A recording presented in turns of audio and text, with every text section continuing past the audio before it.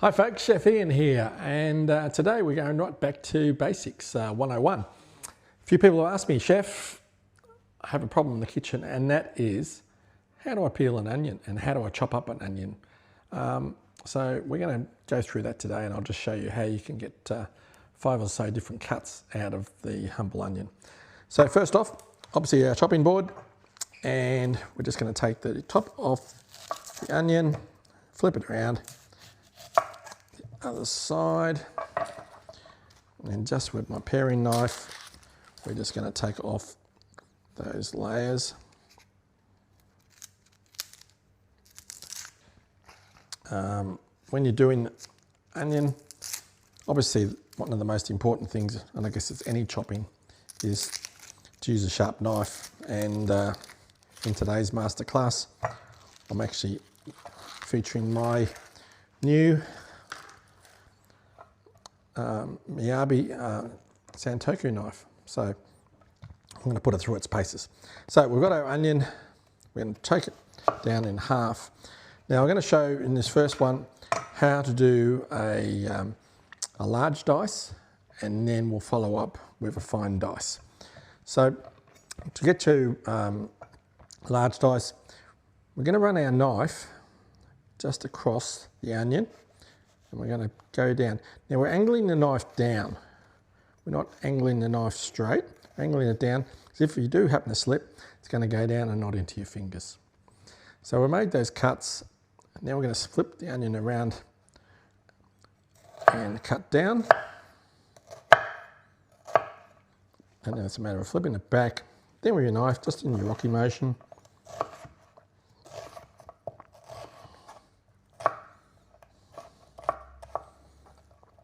And there's your diced onion, as in your larger dice. So I'm just going to put that over there.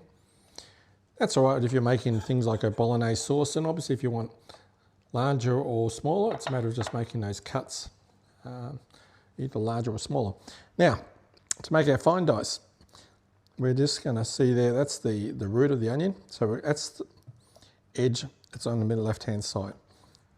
So same concept as what we did before, we're going to do, but I'm just going to go down from the top.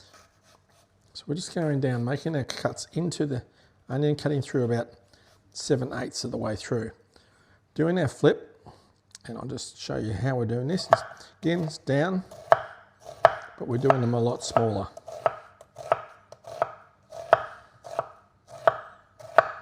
All the way through to the end. Flip it back the other way, and then again just going up and down with our knife, and we're getting our fine diced onions. Now when it comes to the end bit, what I do is just flip that on the board, flip that back the other way. So I'm not wasting anything. I'm going to use all the onion up. However, if you do have some leftover bits and pieces of onion, please don't throw it in the bin. These are, again, your bases for your stock.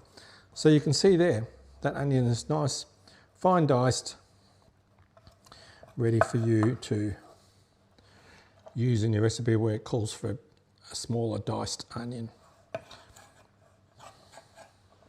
So that's just the two, what I call cut onions,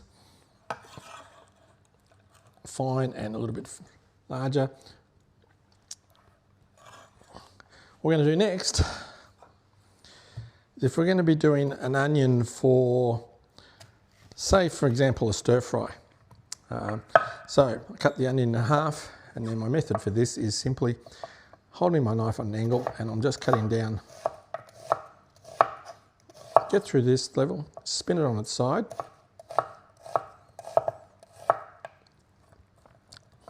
Now that's your onions there. Great for doing a stir fry. You can, if so desired, do it this way as well. Just cut through.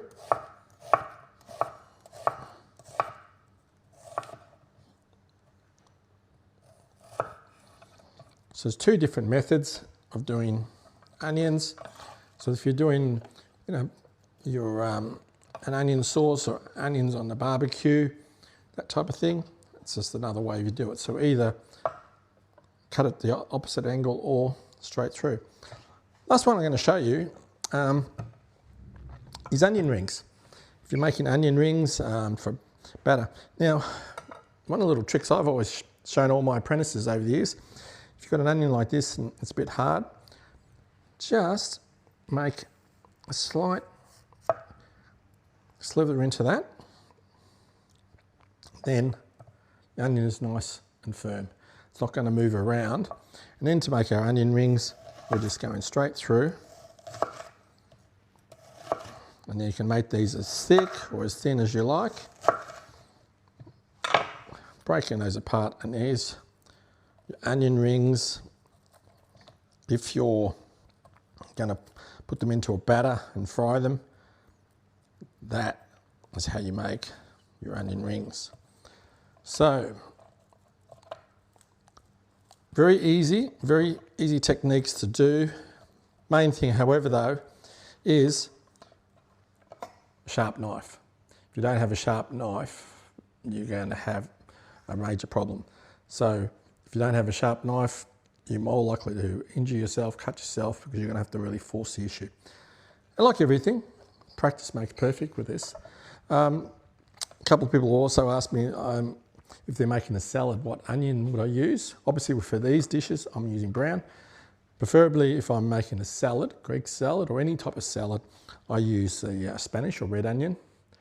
And when I'm doing a salad, and we're going to be some tutorials on that as we get into the warmer months, if you're cutting your onion for that, I really want to see fine onion, chopped up, not big, thick hunks of that. Nothing worse than biting in the salad and just biting into thick pieces of onion.